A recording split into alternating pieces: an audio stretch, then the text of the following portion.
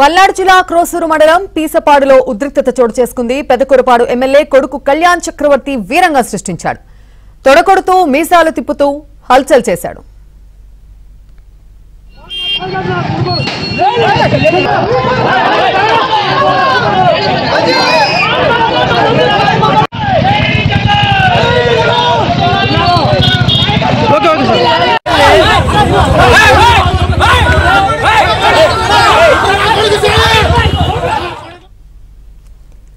క్రోసూరులో YCP బహిష్కృత నేత కంభంపాటి రాము office ను YCP కార్యకర్తలు ధ్వంసం చేశారు. మరోవైపు మీడియా సమావేశం పెట్టకుండా టీడీపీ నేత కంచేటి సాయిను పోలీసులు అడ్డుకున్నారు.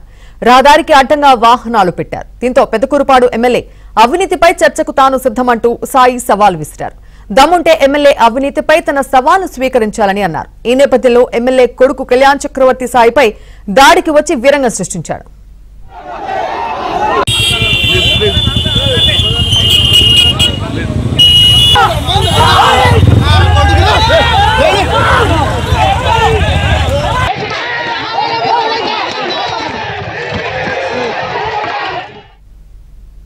ఇదే విషయంపై మరింత సమాచారం మా ప్రతినిధి సాంబశివరావు అందిస్తారు. సాంబశివరావు, అసలు ఏం జరిగింది? ప్రస్తుతం సిచ్యువేషన్ ఎలా ఉంది? క్రాంతి పెదకూరపాడు ఎమ్మెల్యే నంబూరు శంకర్రావు కుమారుడు కళ్యాణ్ చక్రవర్తి వీరంగం సృష్టించారు.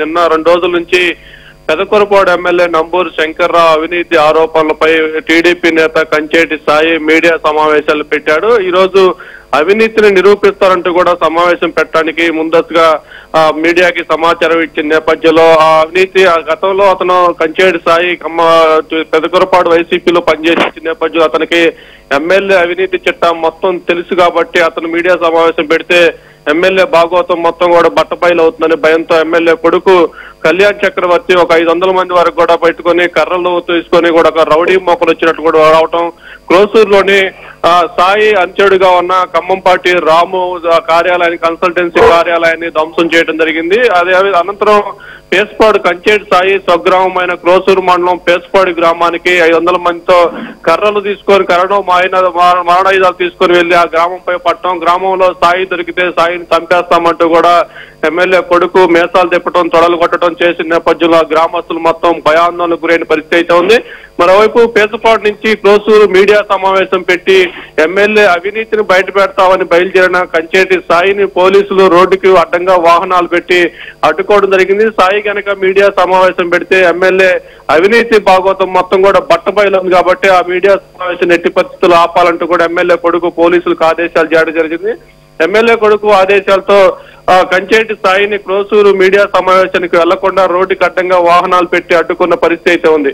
ఇక పోలీసులు అడ్డుకున్న నేపథ్యంలో అతను పేసపాడులోని మీడియాతో మాట్లాడి దమ్ముంటే తన సవాల్ను ఎమ్మెల్యే స్వీకరించాలి, స్వీకరిస్తే ఎక్కడికి వచ్చినా సరే ఎమ్మెల్యే అవినీతిని ఆధారాలు సహా బట్టబయలు చేస్తారంటూ కూడా కంచేటి సాయి చెప్పిన నేపథ్యంలో తన తండ్రి పరువుని అవినీతిని బట్టబయలు పరువు పోతుందంటూ కూడా భావించిన ఎమ్మెల్యే కొడుకు ఒక 500 మందితో కర్రలో మారణాయుధాలతో క్రోసూరులోనూ అదేవిధంగా క్రోసూరు మండలం పేసపాడులోనూ హల్చల్ సృష్టించడం కూడా అక్కడ ఉన్న స్థానికులను అయితే భయభ్రాంతులకు గురి చేస్తుంది. 100 మంది దాదాపు కర్రలో మారణాయుధాలు తీసుకుని గ్రామాల్లో హల్చల్ చేస్తూ తిరుగుతున్నా కూడా పోలీసులు వారిని కనీసం వారించే ప్రయత్నం చేయకపోవడం కూడా ఇక్కడ ఉన్న స్థానికులు అయితే ఒకసారిగా భయభ్రాంతులు ఆగ్రహావేశాలు అయితే వ్యక్తం చేస్తున్న పరిస్థితి అయితే ఉంది. ఎమ్మెల్యే కొడుకు వచ్చే ఎన్నికల్లో తమేంటో చూపిస్తామంటూ కూడా అక్కడ ఉన్న స్థానిక ప్రజలు తెలుగుదేశం పార్టీ నేతలు అయితే హెచ్చరిస్తున్న పరిస్థితి అయితే ఉంది. క్రాంతి, రైట్. మరి ఈ ఘటన తర్వాత టీడీపీ నేత సాయి ఏమైనా స్పందించారా?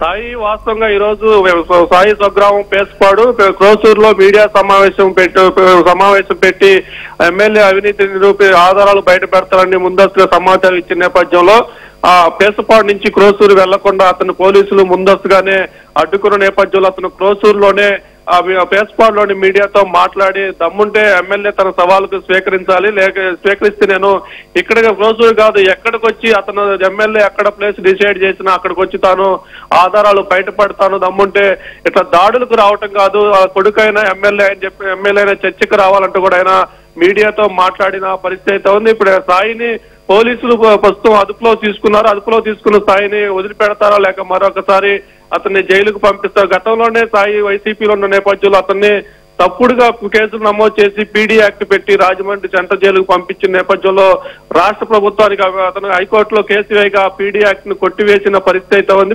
పీడీ యాక్ట్ ను కొట్టివేసిన తర్వాత బయటకు వచ్చిన తర్వాత సాయి టీడీపీలో చేరటం, టీడీపీలో చేరిన తర్వాత ఎమ్మెల్యే నంబూరు శంకర్రావు పైనే దృష్టి పెట్టి ఆయన రాజకీయాలు చేస్తున్న నేపథ్యంలో ఇప్పుడు గత 4 ఏళ్ల పాటు కంచేటి సాయికి పూర్తి స్థాయిలో పెదకూరపాడు నియోజకవర్గంలో జరిగిన అవినీతి అక్రమాలు మొత్తం కూడా పిన్ టు పిన్ అతను తెలుసు కాబట్టి అతను కట్టడి చేయకపోతే వచ్చే ఎన్నికల్లో తాను ఓడిపోవటం ఖాయమనే భావన నంబూరు శంకర్రావు నేపథ్యంలో కంచేటి సాయిపై ప్రత్యేక దృష్టి సారించినట్టు కూడా తెలుస్తుంది.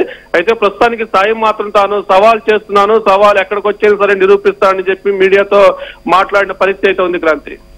Right, Sambasivarao, thank you.